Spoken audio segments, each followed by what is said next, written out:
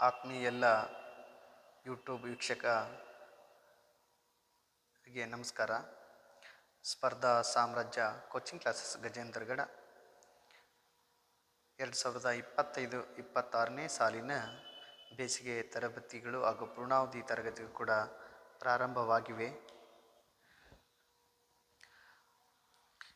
ಒಂದು ವಿಷಯ ಏನಪ್ಪ ಅಂದರೆ, ಮಕ್ಕಳಿಗಾಗಿ ಆಸ್ತಿ ಮಾಡಬೇಡಿ, ಮಕ್ಕಳನ್ನೇ ಆಸ್ತಿಯನ್ನಾಗಿ ಮಾಡುವುದರ ಮೂಲಕ ಮಕ್ಕಳ ಭವಿಷ್ಯಕ್ಕೆ ತಾವು ಭದ್ರ ಬುನಾದಿಯನ್ನು ಹಾಕಿ ಎಂದು ಹೇಳ್ತಾ, 3, 4 ಮತ್ತು 5ನೇ ತರಗತಿ ವಿದ್ಯಾರ್ಥಿಗಳಿಗಾಗಿ ನವೋದಯ, ಮೊರಾರ್ಜಿ ಸೈನಿಕ ಶಾಲೆ ಮುಂತಾದ ವಸತಿ ಶಾಲೆಗಳ ಪೂರ್ವ ತರಬೇತಿಯನ್ನು ನೀಡ್ತೀವಿ. ಅದೇ ರೀತಿಯಾಗಿ SLC ವಿದ್ಯಾರ್ಥಿಗಳಿಗೆ ಕೂಡ ಕಬ್ಬಿಣದ ಕಡಲೆ ಅಂದ್ಕೊತಿರ್ತಾವೆ ಮಕ್ಕಳ ಅಂಥ ವಿಷಯಗಳಾದಂಥ ಗಣಿತ, ವಿಜ್ಞಾನ, ಇಂಗ್ಲೀಷ್ ಮತ್ತು ಸ್ಪೋಕನ್ ಇಂಗ್ಲೀಷ್ ಮತ್ತು ಕನ್ನಡ ಗ್ರಾಮರ್ ಕೂಡ ಹೇಳಿಕೊಡುತ್ತಾಗುತ್ತೆ. ಈಗಾಗಲೇ ಕೂಡ ಪ್ರವೇಶ ಪ್ರಾರಂಭವಾಗಿವೆ. ತಾವು ತಮ್ಮ ಮಕ್ಕಳನ್ನು ಬೇಗ ಪ್ರವೇಶಗೊಳಿಸಿ ತರಗತಿಗೆ ಕಳಿಸ್ಬೇಕಂತಂದು ತಮ್ಮಲ್ಲಿ ಕೇಳ್ಕೊತಾ ಇದ್ದೀವಿ.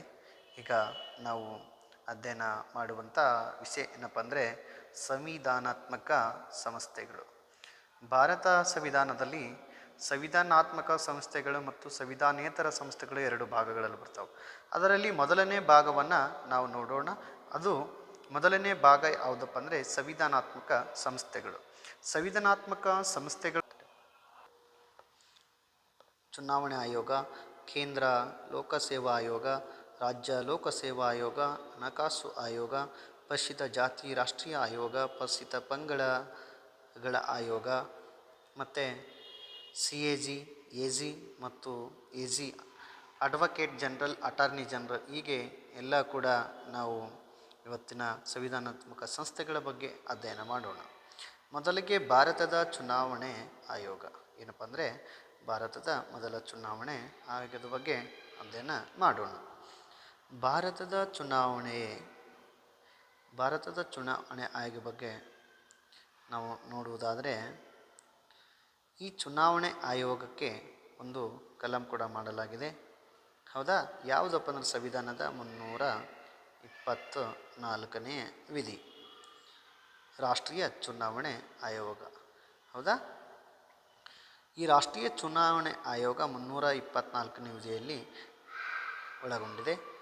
1950 ಜನವರಿ 25ರಂದು ಸ್ಥಾಪನೆ ಆಗಿದೆ.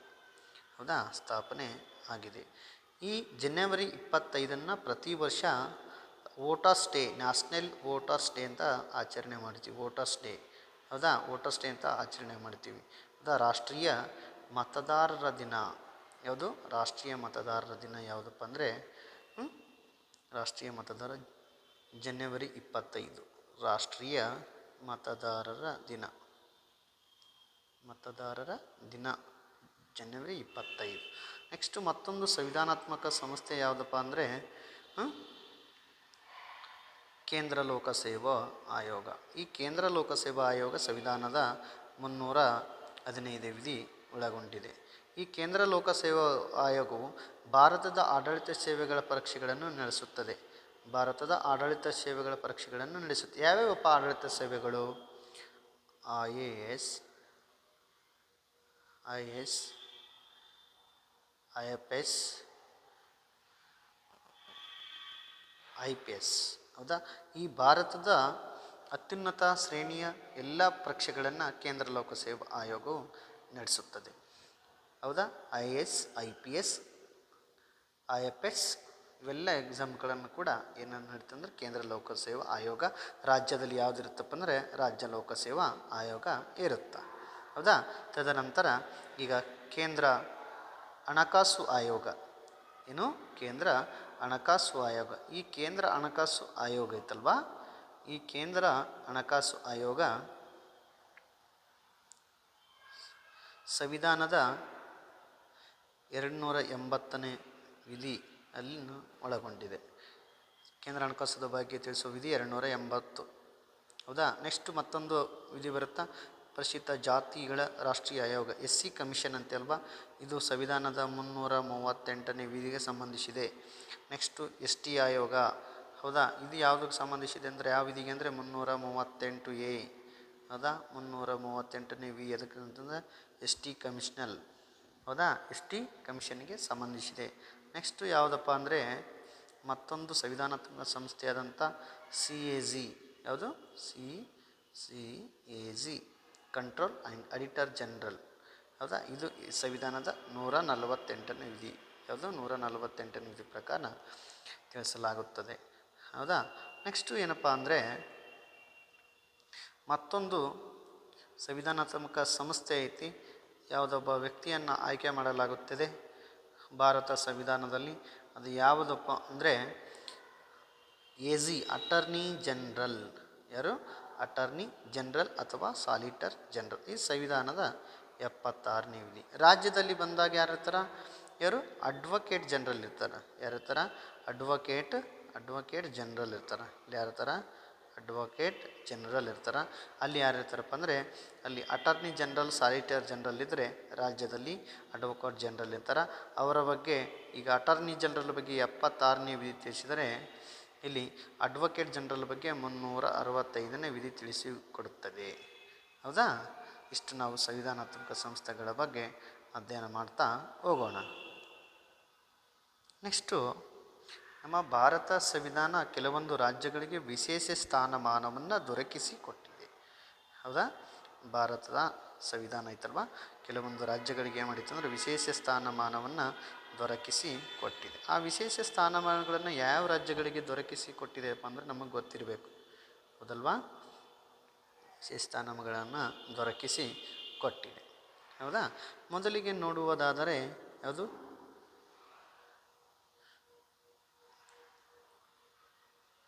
ಜಮ್ಮು ಕಾಶ್ಮೀರ್. ಯಾವುದು?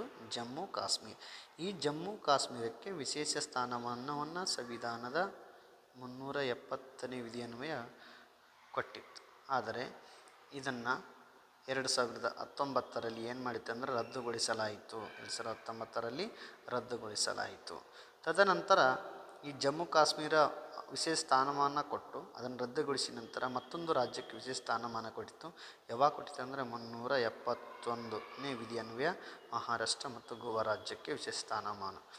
ಮತ್ತು 371ನೇ ಎ ವಿಧಿಯ ಪ್ರಕಾರ ನಾಗಾಲ್ಯಾಂಡ್ ರಾಜ್ಯಕ್ಕೆ, 371 ಬಿ ಅಸ್ಸಾಂ ರಾಜ್ಯಕ್ಕೆ, 371 ಸಿ ಮಣಿಪುರ ರಾಜ್ಯಕ್ಕೆ, 371 ಡಿ ಒದಗಿಸಲಾಗಿದೆ. ತದನಂತರ ಇಲ್ಲಿ ನೋಡ್ತಿರ್ಬೋದು ಇಂಡಿಯನ್ ನ್ಯಾಷನಲ್ ಕಾಂಗ್ರೆಸ್, ಭಾರತೀಯ ರಾಷ್ಟ್ರೀಯ ಕಾಂಗ್ರೆಸ್. ಏನಿದು? ಭಾರತೀಯ ರಾಷ್ಟ್ರೀಯ ಕಾಂಗ್ರೆಸ್ ಬಗ್ಗೆ ಸ್ವಲ್ಪ ಅಧ್ಯಯನ ಮಾಡೋಣ, ಹೌದಾ. ಭಾರತ ರಾಷ್ಟ್ರೀಯ ಕಾಂಗ್ರೆಸ್ INC ರಾಷ್ಟ್ರೀಯ ಕಾಂಗ್ರೆಸ್, ಇಂಡಿಯನ್ ನ್ಯಾಷನಲ್ ಕಾಂಗ್ರೆಸ್. ಈ ಭಾರತದ ರಾಷ್ಟ್ರೀಯ ಕಾಂಗ್ರೆಸ್ ಯಾವಾಗ ಸ್ಥಾಪನೆ ಆಗಿತ್ತು ಅಂದರೆ 1885ರಲ್ಲಿ ಸ್ಥಾಪನೆಯಾಯಿತು. 85ರಲ್ಲಿ ಇದರ ಸ್ಥಾಪಕರು ಎ.ಓ. ಹ್ಯೂಮ್ ಅವರು ಸ್ಥಾಪನೆ ಮಾಡ್ತಾರೆ. ಇದು ಎಲ್ಲಿಪ್ಪ ಅಂದರೆ ಬಾಂಬೆದಲ್ಲಿ ಸ್ಥಾಪನೆ ಆಗುತ್ತೆ, ಹೌದಾ. ಹಾಗಾದರೆ ಮುಂದಿನ ವಿಷಯ ಬಗ್ಗೆ ಅಧ್ಯಯನ ಮಾಡೋಣ. ಈಗ ಭಾರತೀಯ ರಾಷ್ಟ್ರ ವಹಿಸ್ಕೊಡ್ತಾರೆ ಯಾರಪ್ಪ ಅಂದರೆ ಮಹಾತ್ಮ ಗಾಂಧೀಜಿಯವರು. ಯಾರು? ಮಹಾತ್ಮ ಗಾಂಧೀಜಿಯವರು, ಹೌದಾ. ನೋಡೋಣ ಏನಾಗುತ್ತಂತ. ನೆಕ್ಸ್ಟ್ ರಾಷ್ಟ್ರೀಯ, ಇಲ್ಲಿ ಕೆಲವೊಂದು INC ಮುಖಾಂತರ ಹಲವಾರು ಅಧಿವೇಶನಗಳು ನಡೆಯುತ್ತವೆ. ಅಂಥ ಅಧಿವೇಶನಗಳ ಬಗ್ಗೆ ನಾವು ಈಗ ಅಧ್ಯಯನ ಮಾಡೋಣ, ಹೌದಲ್ವಾ. ಹಾಗಾದರೆ ನಾವು ಮೊದಲಿಗೆ ಯಾವುದು ನೋಡೋಣಪ್ಪ ಅಂದರೆ ಕಲ್ಕತ್ತಾ ಅಧಿವೇಶನ. ಯಾವ ಅಧಿವೇಶನ? ಕಲ್ಕತ್ತಾ ಅಧಿವೇಶನ. ಈ ಕಲ್ಕತ್ತಾ ಅಧಿವೇಶನ 1896ರಲ್ಲಿ ಯಾರ ಅಧ್ಯಕ್ಷತೆಯಲ್ಲಿ ನಡೀತಪ್ಪ ಅಂದರೆ ಮೊಹಮ್ಮದ್ ರಸತುಲ್ಲಾ ಸಯ್ಯಾನಿಯವರ ಅಧ್ಯಕ್ಷತೆಯಲ್ಲಿ. ಇಲ್ಲಿ ಏನು ಹಾಡಪ್ಪ ಅಂದರೆ ವಂದೇ ಮಾತರಂ ಗೀತೆ, ರಾಷ್ಟ್ರೀಯ ನಾಡಗೀತೆ ಆದಂಥ ವಂದೇ ಮಾತರಂ ಗೀತೆಯನ್ನು ಹಾಡಲಾಯಿತು. ಹಾಗಾದರೆ ಈ ವಂದೇ ಮಾತರಂ ಗೀತೆಯನ್ನು ಬರೆದವರು ಯಾರಪ್ಪ ಅಂತ ಕೇಳಿದರೆ ನಿಮಗೆ ಗೊತ್ತಿರಬೇಕು, ಬಂಕಿಮ್ ಚಂದ್ರ ಚಟರ್ಜಿಯವರು. ಯಾರು? ಬಂಕಿಮ್ ಚಂದ್ರ ಚಟರ್ಜಿಯವರು. ಇವರು ಯಾವ ಕೃತಿಯಿಂದ ಆಯ್ಕೆ ಮಾಡ್ಕೊಂಡಾರಪ್ಪ ಅಂದರೆ ಆನಂದ ಮಠ. ಯಾವುದು? ಆನಂದ ಮಠ ಎಂಬ ಒಂದು ಗ್ರಂಥದಿಂದ ಅಥವಾ ಕೃತಿಯಿಂದ ಆಯ್ಕೆ ಮಾಡಿಕೊಂಡು ಏನು ಬರೆದರು, ವಂದೇ ಮಾತರಂ ಗೀತೆಯನ್ನು ಬರೆದಿದ್ದಾರೆ. ವಂದೇ ಮಾತರಂ ಗೀತೆಯನ್ನು ಏನು ಮಾಡಿದ್ದಾರೆ, ಬರೆದಿದ್ದಾರೆ. ನೆಕ್ಸ್ಟು ಮತ್ತೊಂದು ವಿಶೇಷತೆಯನ್ನು ನೋಡೋಣ.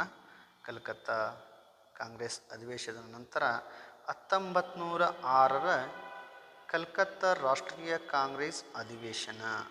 ಹೌದಾ, ಈ ಅಧಿವೇಶನದ ಅಧ್ಯಕ್ಷತೆಯನ್ನು ಯಾರು ವಹಿಸ್ಕೊಂಡಿದ್ರಪ್ಪ ಅಂತ ಅಧ್ಯಯನ ಮಾಡೋಣ. ಹೌದಾ, 1906ರಲ್ಲಿ 1906 ಅಂತ ಅನ್ಬೇಕು.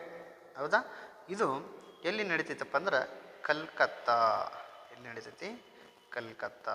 ಈ ಕಲ್ಕತ್ತಾದಲ್ಲಿ ನಡೆದಂಥ ರಾಷ್ಟ್ರೀಯ ಕಾಂಗ್ರೆಸ್ ಅಧಿವೇಶನದಲ್ಲಿ ಭಾರತದ ವೃದ್ಧ ಪಿತಾಮಹ ಅಂತ ಹೆಸರುವಾಸಿಯಾದಂಥ ದಾದಾಬಾಯಿ ನೌರೋಜಿ ಅವರು ದಾದಾಬಾಯಿ ನೌರೋಜಿಯವರು ಏನು ಮಾಡಿದ್ರಪ್ಪ ಅಂದ್ರೆ ಇದರ ಅಧ್ಯಕ್ಷತೆಯನ್ನು ವಹಿಸ್ಕೊಂಡಿದ್ದರು. ಹೌದಾ, ಇದರ ಅಧ್ಯಕ್ಷತೆಯನ್ನು ದಾದಾಬಾಯಿ ನೌರೋಜಿಯವರು ವಹಿಸ್ಕೊಂಡಿದ್ದರು. ಹಾಗಾದರೆ ಇಲ್ಲಿ ಒಂದು ವಿಶೇಷತೆ ಏನಪ್ಪ ಅಂದರೆ ಇಲ್ಲಿ 1906ರಲ್ಲಿ ಅಧಿವೇಶನದಲ್ಲಿ ಏನು ಮಾಡ್ತಾರೆ, ಒಂದು ಪದ ಬಳಸ್ತಾರೆ. ಯಾವ ಪದ ಅಂದರೆ ಸ್ವರಾಜ್ಯ ಪದ. ಕ್ವಶನ್ ಕೇಳ್ತಾರೆ ನಿಮಗೆ, ಏನಂತ ಕೇಳ್ತಾರಪ್ಪ ಅಂದರೆ ಯಾವ ರಾಷ್ಟ್ರೀಯ ಕಾಂಗ್ರೆಸ್ ಅಧಿವೇಶನದಲ್ಲಿ ಸ್ವರಾಜ್ಯ ಪದವನ್ನು ಮೊದಲ ಬಾರಿಗೆ ಬಳಸಲಾಯಿತು. ಇಂಪಾರ್ಟೆಂಟ್ ಇದು.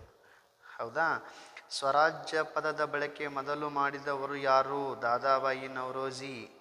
ಎಲ್ಲಿ ಮಾಡಿದರು, 1906 ಕಲ್ಕತ್ತಾ ಅಧಿವೇಶನ. ಗೊತ್ತಿರಬೇಕು ಸ್ವರಾಜ್ಯ. ಹೌದಾ, ಸ್ವರಾಜ್ಯ ಪದ ಇದು ಅಷ್ಟೇ. ಹೌದಾ, ಇದನ್ನು ಬಳಕೆ ಮಾಡಿದವರು ಮೊದಲು ದಾದಾಬಾಯಿ ನೌರೋಜಿ. ಅದು ಇನ್ನೂ ಒಂದು ಗೊತ್ತಿರಬೇಕು, ಸ್ವರಾಜ್ಯವೇ ನನ್ನ ಜನ್ಮಸಿದ್ಧ ಹಕ್ಕು, ಅದನ್ನು ನಾನು ಪಡೆದೇ ತೀರುತ್ತೇನೆ ಅಂತ ಹೇಳಿದವರು ಕೂಡ ಒಬ್ಬರು ಗೊತ್ತಿರಬೇಕು ನಿಮ್ಗೆ. ಯಾರು, ಬಿ ಜಿ ತಿಲಕ್ ಅವರು. ಅವ್ರು ಯಾರು, ಬಿ ಜಿ ತಿಲಕ್. ಹೌದಾ, ಮತ್ತೊಂದು ನೋಡೋಣ ವಿಶೇಷತೆ ಏನಪ್ಪ ಅಂದರೆ 1907ರ ಸುರತ್ ಕಾಂಗ್ರೆಸ್ ಅಧಿವೇಶನ. ಯಾವ ಕಾಂಗ್ರೆಸ್ ಅಧಿವೇಶನ, ಸುರತ್ ಕಾಂಗ್ರೆಸ್ ಅಧಿವೇಶನ. ಈ ಕಾಂಗ್ರೆಸ್ ಅಧಿವೇಶನದ ಅಧ್ಯಕ್ಷತೆಯನ್ನು ಯಾರು ವಹಿಸ್ಕೊಂಡಿದ್ರಪ್ಪ ಅಂದರೆ ರಾಸ್ ಬಿಹಾರಿ ಬೋಸ್. ಯಾರು, ರಾಸ್ ಬಿಹಾರಿ ಬೋಸ್ ಅವರು ಸುರತ್ ಕಾಂಗ್ರೆಸ್ನ ಅಧ್ಯಕ್ಷತೆಯನ್ನು ವಹಿಸ್ಕೊಂಡಿದ್ರು. ಇಲ್ಲಿ ಏನಾಗುತ್ತಪ್ಪ ಅಂದರೆ ಕಾಂಗ್ರೆಸ್ ವಿಭಜನೆಗೊಳ್ಳುತ್ತೆ. ಹೌದಾ, ಮಂದಗಾಮಿಗಳು ಮತ್ತು ತೀವ್ರಗಾಮಿಗಳ ನಡುವೆ ಒಡಕನ್ನು ಉಂಟು ಮಾಡಿ ಏನಾಗುತ್ತಂದರೆ ಸುರತ್ ಒಡಕು ಅಂತ ಕೂಡ ಕರಿತೀವಿ ನಾವು. 1907ರ ಕಾಂಗ್ರೆಸ್ ಅಧಿವೇಶನವನ್ನು ಸುರತ್ ಒಡಕು ಅಂತ. ಇಲ್ಲಿ ಮಂದಗಾಮಿಗಳಿಗೆ ಮತ್ತು ತೀವ್ರಗಾಮಿಗಳಿಗೆ ಏನಾಗುತ್ತಂದರೆ ಗಲಾಟೆಯಾಗಿ ವಿಭಜನೆಗೊಳ್ಳುತ್ತೆ. ಹೌದಲ್ವಾ. ನೆಕ್ಸ್ಟು ಮತ್ತೊಂದು ರಾಷ್ಟ್ರೀಯ ಕಾಂಗ್ರೆಸ್ ಅಧಿವೇಶನ ನೋಡೋಣ. ಯಾವುದಪ್ಪ ಅಂದರೆ 1911ರ ಕಲ್ಕತ್ತಾ ಕಾಂಗ್ರೆಸ್ ಅಧಿವೇಶನ. ಯಾವುದು, ಕಲ್ಕತ್ತಾ ಕಾಂಗ್ರೆಸ್ ಅಧಿವೇಶನದ ಅಧ್ಯಕ್ಷತೆಯನ್ನು ಯಾರು ವಹಿಸ್ಕೊಡ್ತಾರಪ್ಪ ಅಂದ್ರೆ 1911ರಲ್ಲಿ. ಎಷ್ಟರಲ್ಲಿ, 1911ರಲ್ಲಿ. ಇದನ್ನು ಬಿ ಎನ್ ದರ್ ಅಥವಾ ದಾರ್. ಹೌದಾ, ಬಿ ಎನ್ ದರ್ ಅಥವಾ ಬಿ ಎನ್ ದಾರ್ ಅವರು 1911ರ ನಡೆದಂಥ ಕಲ್ಕತ್ತಾ ಅಧಿವೇಶನದ ಅಧ್ಯಕ್ಷತೆಯನ್ನು ವಹಿಸ್ಕೊಂಡವರಾಗಿದ್ದಾರೆ. ಹಾಗಾದರೆ ಇಲ್ಲೊಂದು ವಿಶೇಷತೆ ಏನಪ್ಪ ಅಂದರೆ ನಮ್ಮ ರಾಷ್ಟ್ರೀಯ ಗೀತೆ, ರಾಷ್ಟ್ರದ ರಾಷ್ಟ್ರೀಯ ಗೀತೆ ಯಾವುದಪ್ಪ ಅಂದರೆ ಜನಗಣ ಮನ. ಯಾವುದು, ಜನಗಣ ಮನ. ಈ ಜನಗಣ ಮನ ಇದನ್ನು ಬರೆದವರು ಯಾರು ಅಂತ ನಿಮಗೆ ಗೊತ್ತಿರುತ್ತಾ? ಯಾರು, ಜನಗಣ ಮನ ಎಂಬ ಒಂದು ರಾಷ್ಟ್ರೀಯ ಗೀತೆಯನ್ನು ಬರೆದವರು ಯಾರಪ್ಪ ಅಂದರೆ ಯಾರು ಗೊತ್ತಿರುತ್ತಲ್ವ ನಿಮಗೆ? ಯಾರಪ್ಪ ಅಂದರೆ ರವೀಂದ್ರನಾಥ್ ಟ್ಯಾಗೋರ್ ಅವರು. ಯಾರು, ರವೀಂದ್ರನಾಥ ಟ್ಯಾಗೋರ್ ಅವರು. ಈ ರವೀಂದ್ರನಾಥ್ ಟ್ಯಾಗೋರು ಬರೆದಂಥ ಜನಗಣಮನ ಅಧಿನಾಯಕ ಜಯಯೇ ಅಂತ ಒಂದು ರಾಷ್ಟ್ರಗೀತೆಯನ್ನು 1911ರಲ್ಲಿ ನಡೆದಂಥ ರಾಷ್ಟ್ರೀಯ ಕಾಂಗ್ರೆಸ್ ಅಧಿವೇಶನದಲ್ಲಿ ಆಡಲಾಯಿತು. ಹೌದಾ, ಇದನ್ನು ಆಡಿದವರು ಯಾರಪ್ಪ ಅಂದ್ರೆ ಸರಳಾದೇವಿ ಅವರು ಇದನ್ನು ಏನು ಮಾಡ್ತಾರೆ, ಹಾಡನ್ನು ಆಡ್ತಾನೆ. ಹಾಗಾದರೆ ಇದು ಎಷ್ಟು ಸಾಲುಗಳನ್ನು ಒಳಗೊಂಡಿದೆ ಅಂದರೆ 13 ಸಾಲುಗಳನ್ನು ಒಳಗೊಂಡಿದೆ. ರಾಷ್ಟ್ರಗೀತೆ ಎಷ್ಟು ಸಾಲುಗಳನ್ನು ಒಳಗೊಂಡಿದೆ? 13 ಸಾಲುಗಳನ್ನು ಹೊಂದಿದೆ. ಇಲ್ಲಿ ವಿಶೇಷತೆ ಏನಪ್ಪ ಅಂದರೆ ರವೀಂದ್ರನಾಥ್ ಟ್ಯಾಗೋರ್ ಅವರು ಸಾಹಿತ್ಯದಲ್ಲಿ ನೊಬೆಲ್ ಪ್ರಶಸ್ತಿ ಪಡೆದಂಥ ಮೊದಲ ವ್ಯಕ್ತಿ. ಹೌದಾ, ಇವರು ಎರಡು ದೇಶಗಳಿಗೆ ರಾಷ್ಟ್ರಗೀತೆಯನ್ನು ಕೊಡುಗೆ ಕೊಟ್ಟಂಥವ್ರು ಯಾರಪ್ಪ ಅಂದರೆ ರವೀಂದ್ರನಾಥ್ ಟ್ಯಾಗೋರ್ ಅವರು. ಹೌದಾ, ವಿಶೇಷ ಅಂತ ಗೊತ್ತಾಯ್ತಲ್ವ ಇಲ್ಲಿ. ಹೌದಾ, ಈಗ ನೋಡೋಣ ಮುಂದಿನ ವಿಷಯವನ್ನು.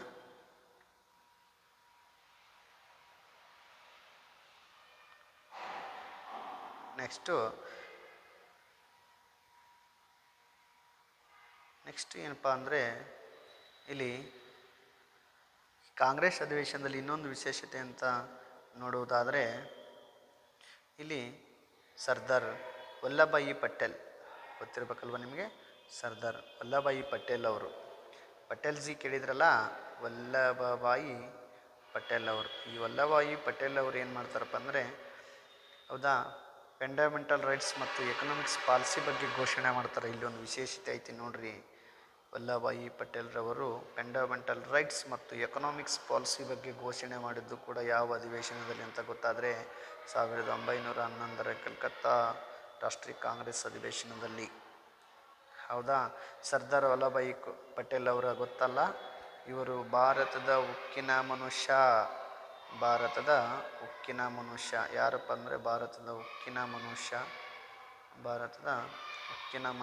ಐರನ್ ಮ್ಯಾನ್ ಆಫ್ ಇಂಡಿಯಾ ಅಂತ ಕರೀತಾರೆ. ಹೌದಾ, ಐರನ್ ಮ್ಯಾನ್ ಆಫ್ ಇಂಡಿಯಾ ಅಂತ ಕರೀತಾರೆ. ಭಾರತದ ಮೊದಲ ಗೃಹ ಮಂತ್ರಿ. ಹೌದಾ, ಭಾರತದ ಮೊದಲ ಗೃಹ ಮಂತ್ರಿ ಯಾರಪ್ಪ ಅಂದರೆ ಸರ್ದಾರ್ ವಲ್ಲಭಭಾಯಿ ಪಟೇಲ್. ಸರ್ದಾರ್ ವಲ್ಲಭಭಾಯಿ ಪಟೇಲನ್ನು ಭಾರತದ ಏಕೀಕರಣದ ಪಿತಾಮಹ ಅಂತ ಕರೀತಾರೆ. ಹೌದಾ, ಇಷ್ಟೆಲ್ಲ ಕೂಡ ನಮ್ಮ ಸರ್ದಾರ್ ವಲ್ಲಭಭಾಯಿ ಪಟೇಲ್ ಅವರು ಕೂಡ ಕರೀತಾರೆ. ಇನ್ನೂ ಸಾಕಷ್ಟು ಕರೀತಾರೆ. ಹೌದಾ, ಈಗ ನೋಡೋಣ. ಈಗ ಮುಂದಿನ ಒಂದು ಕಾಂಗ್ರೆಸ್ ಅಧಿವೇಶನ ಯಾವುದಪ್ಪ ಅಂದರೆ ಲಕ್ನೋ ಕಾಂಗ್ರೆಸ್ ಅಧಿವೇಶನ. ಯಾವ ಕಾಂಗ್ರೆಸ್ ಅಧಿವೇಶನ? ಲಕ್ನೋ ಕಾಂಗ್ರೆಸ್ ಅಧಿವೇಶನ. ಈ ಲಕ್ನೋ ಕಾಂಗ್ರೆಸ್ ಅಧಿವೇಶನ ಯಾವಾಗ ನಡೀತೈತೆ ಅಂದರೆ 1936ರಲ್ಲಿ ನಡೀತೈತೆ. ಇದರ ಅಧ್ಯಕ್ಷತೆಯನ್ನು ಜವಾಹರ್ಲಾಲ್ ನೆಹರು ಅವರು ವಹಿಸ್ಕೊಳ್ತಾರೆ.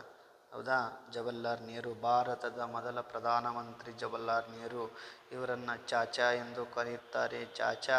ಹೌದಾ, ಇವರ ಮಗಳು ಯಾರು ಗೊತ್ತಿದ್ದಲ್ಲ, ಇಂದಿರಾ ಗಾಂಧಿಯವರು. ಭಾರತದ ಮೊದಲ ಮಹಿಳಾ ಪ್ರಧಾನಿಯಾದಂಥ ಇಂದಿರಾ ಗಾಂಧಿಯವರು. ಭಾರತದ ಮೊದಲ ಉಕ್ಕಿನ ಮಹಿಳೆ ಕೂಡ ಇವರು. ಯಾರು? ಇಂದಿರಾ ಗಾಂಧಿಯವರು.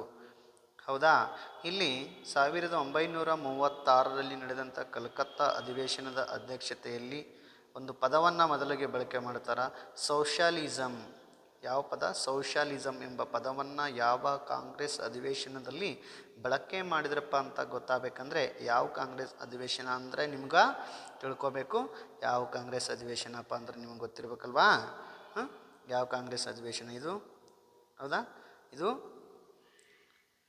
1936ರಲ್ಲಿ ನಡೆದಂಥ ಲಕ್ನೋ ಅಧಿವೇಶನ.